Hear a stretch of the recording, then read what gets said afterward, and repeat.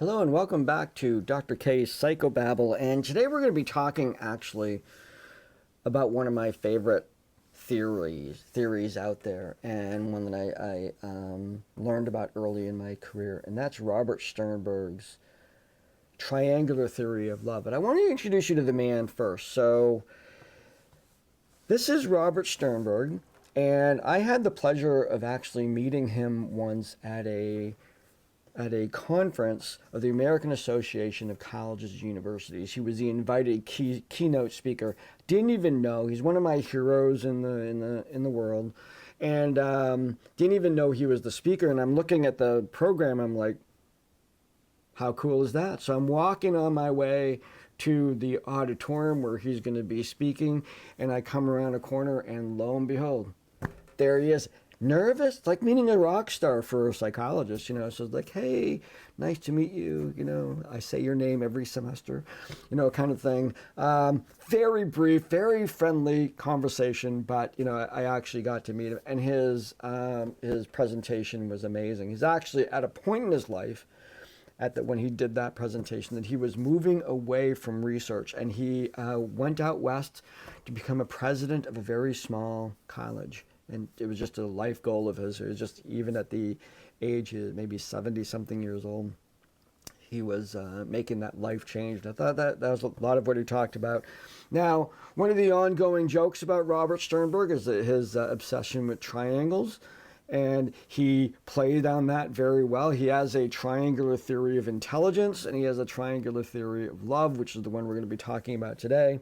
And he himself talks about, self-effacing, my thing with threes and all that. So I want to take this time to introduce you to a theory that tries to do what poets and songwriters have been doing for millennia, and that is describe this wonderful experience that we call love. So here is his theory.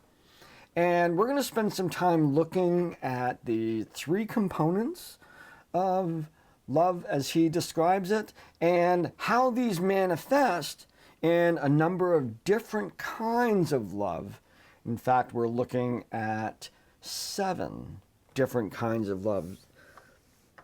So, let's put this front and center. And we first examine that his theory is made up of 3 components. That love is made up of a degree of intimacy, a degree of commitment, and passion. Now we get some clarity in terms of what we mean by each one of these. Intimacy is the sharing of information. We use that word in a number of different ways in our culture, but in this context, we're looking at sharing of personal information and when you become intimate with someone, it's not that you're sleeping with them, it's that you are sharing information about each other and whatnot. Then we have commitment, which is a decision to act in ways that sustain the relationship. And passion is the desire to be in the physical presence of that individual, just like I'm crazy about them. So we have these 3 components.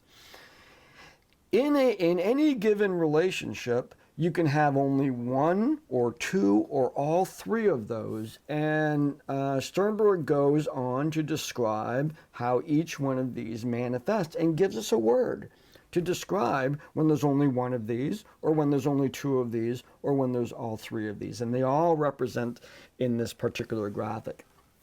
So we look first at the top, when it's just intimacy. These are our friends, people that we're meeting, we talk about things, and we like them. So liking somebody is a form of love, but the only component that's present at that time is intimacy. Now, when you look at the next one, commitment, if it's only commitment, and there's no sharing of information, and there's no desire to be with that person, he called that empty love. It's still there, but the relationship lacks intimacy and lacks passion. Now, of course, let's look over at the other one. If it's just passion, that's where we get that term infatuation. Really don't need to know the person, maybe not even a commitment, but you're just crazy about them. That's that infatuation. I'm sure we've all experienced that kind of thing.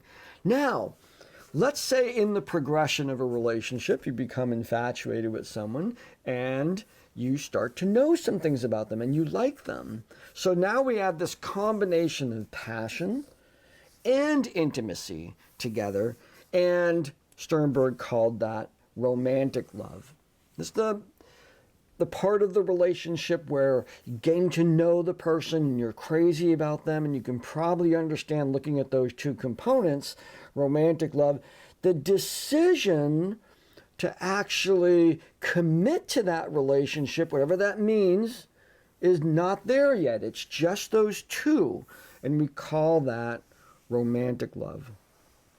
Now the next two that we look at, what if you only have commitment and you only have liking, you only have commitment and you only have intimacy, then these are companionate loves. And these are your best friends.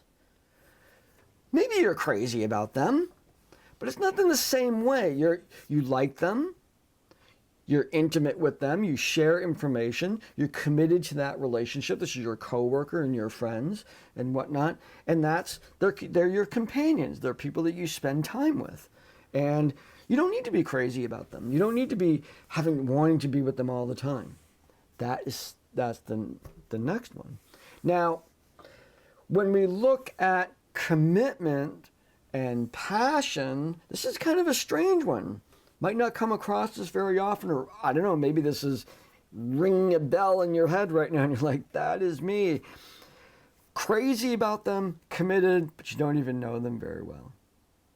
And so that kind of potentially very early relationships, when you jump into relationships very quickly and you don't really know the person, you're crazy about them, I'm going to stick with them, they're my number one. Here we are with Sternberg calling it fatuous love. Now, according to Robert Sternberg, true love is when all of these things come together. They don't all have to be equal, and certainly we don't always have to be passionate, intimate. Maybe you always have to be committed, but maybe we'll have feelings of non-commitment and stuff. These are moving items here, but there's a relative balance between all three of these, and we get what Robert Sternberg referred to as consummate love. Okay?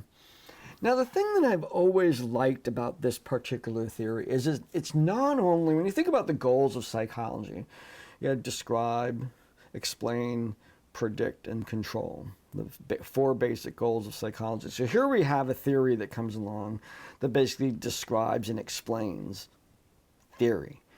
Explains love, what's going on. And love is a mysterious thing. It remains a mysterious thing, and I'm sure Robert would raise his hand and say it's still a mysterious thing.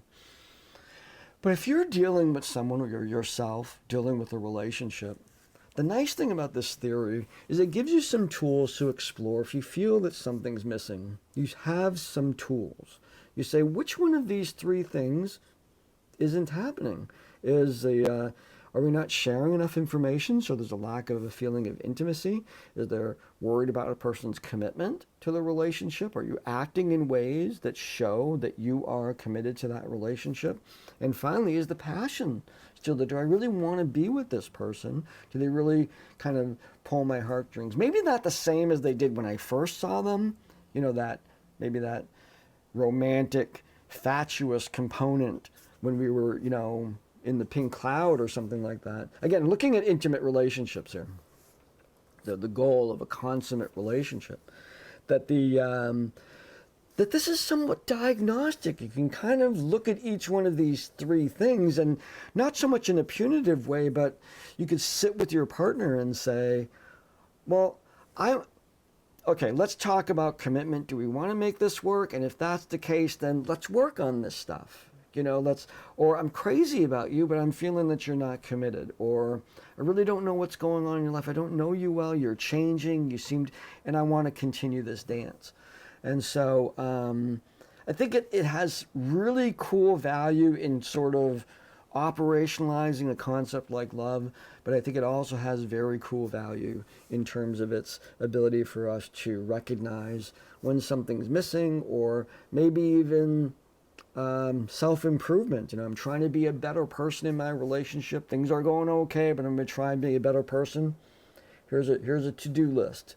Get some more intimacy, some more acts of commitment, some more acts of passion. Start showing those things to your partner in order to make sure that they understand that you really do love them.